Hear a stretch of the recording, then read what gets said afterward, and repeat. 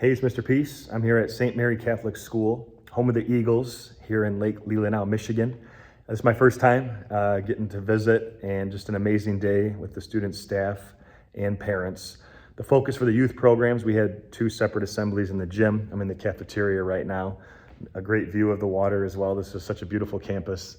But we talked about bullying as the primary focus. The sub-theme was to look at the heart first. And we know, like it says in 1 Samuel 16:7, that man, woman, sometimes we look at the outward appearance, but God always looks at the heart. And we know that our heart's as big as our fist. If we can let love, peace, compassion, kindness, Christ fully enter into here, we can turn this into this, the peace sign, right? Where one finger is ourself, the other is someone you're trying to lift up higher than yourself by how you choose to treat that person, hopefully with love.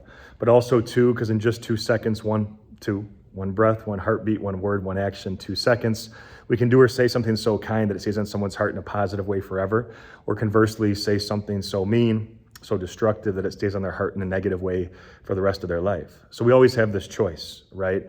And we know that this love, this kindness, this empathy, this compassion does begin in the heart. And one of the Bible verses that I tie into, as I always have faith scripture in these types of programs at parochial schools, is what you see etched on the wall behind us. And it's from Matthew chapter 22, to love the Lord your God with all your heart, all your soul, all your mind. And the second commandment, that when they asked Jesus, what are the greatest commandments, that was the first. But the second, similar to it, is to love your neighbor as yourself. And it's not easy to do, right? To be able to love ourselves, but we have to, in order to be able to, give that love back out to the people around us and to our Heavenly Father, right? That to give him that glory, praise, honor that he deserves, we, of course, need to have that self-love first and foremost.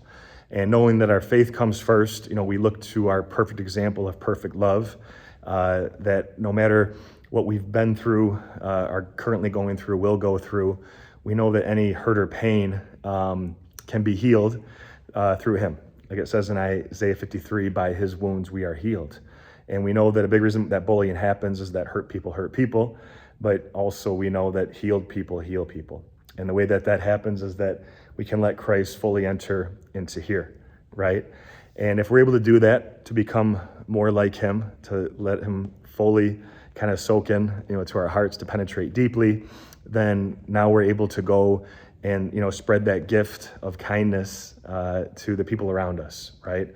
Because it was the same kindness, the same gift, selfless act that he gave us, that now we're able to go and hopefully share that with not just the people here at our school community, but all around this world. And this means that we, of course, see everyone around us for their heart first, just like you see your best friend, just like God sees all of us, but also for this as well. And this is something I bring up in every assembly. It's so important to me, this concept. But all of us with the lines on our hand have the letter M. I traced one of mine here. Sometimes a faint line connects it. We have at least one on each hand. That M stands for miracle. Like the front of my shirt, the one that I wear for the bullying program, along with the parent session for this evening on cyberbullying and social media. But the whole idea is that this ties into Isaiah 49, right? Where it says, I have engraved you on the palm of my hands. And this is the proof, right? That we are beautiful miracles, that we are fearfully and wonderfully made, that we're not mistakes. All of our days are written in his book, like it also says in Psalm 139. And we have to believe this, right? Because so many students that I speak to, especially on the public school side, sometimes don't believe this and have never been told that or need a reminder. And now we have this opportunity to go and be that light to their heart. And this is where it all begins again. It's all in the heart.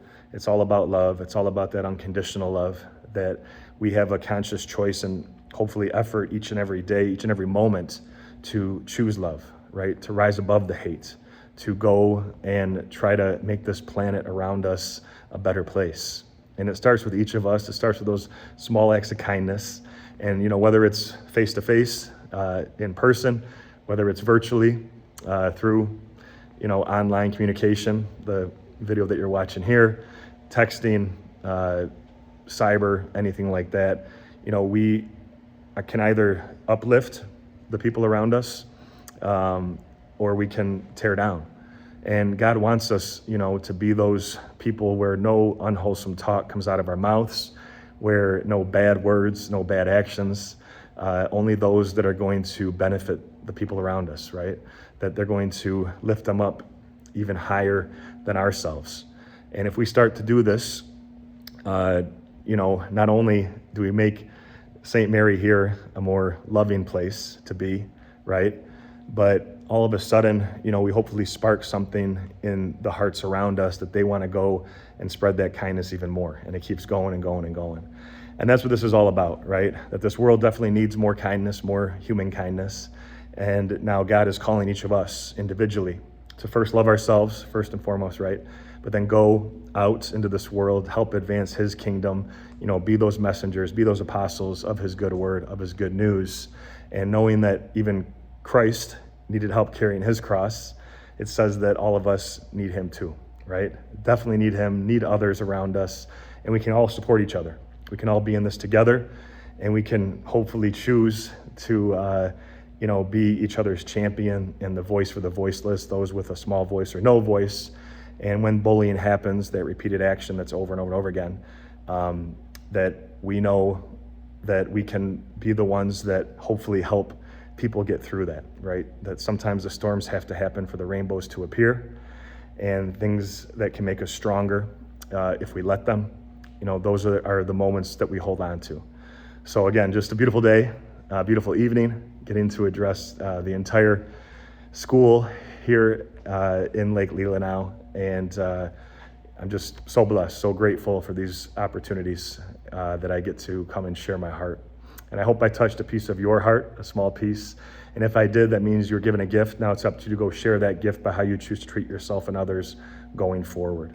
Have a great rest of the school year. Hope to see you all again soon. Until then, though, and as always, feel free to hit the subscribe button you'll see pop up on the screen. You can also check out this playlist below for some additional motivation. And feel free to visit my website by clicking on the peace sign symbol on your phone, tablet, wherever you're watching this video, to track my journey across this country as I continue to heal America's heart, one school at a time. Peace.